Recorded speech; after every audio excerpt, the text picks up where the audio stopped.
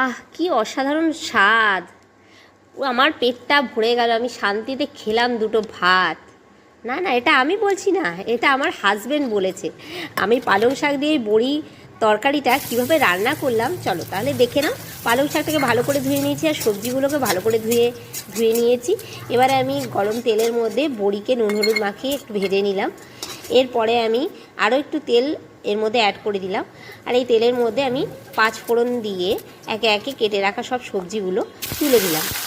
এরপরে আমি এর মধ্যে পরিমাণ মতো নুন আর হলুদ দিয়ে, নুনটা অবশ্যই অল্প পরিমাণ দিবে, কেন কি এর মধ্যে আমি শাক অ্যাড করছি, আর শাক যে কোনো শাকেই নুন অল্প পরিমাণ হলে টেস্ট লাগে খেতে। তো তোমরা স্বাদ অনুযায়ী নুন দিয়ে দেবে, ঠিক আছে। আমি একদম অল্প পরিমাণ নুন দিয়েছি, দিয়ে ভালো করে নেড়ে চেড়ে একটু হালকা কষিয়ে নিয়ে পালং শাকটা ওপরে দিয়ে ঢেকে বারবার করে আমি ভালো করে নেড়ে সবজিটাকে ভালো করে সিদ্ধ করে নেব আর ভালো করে কষিয়ে নেব।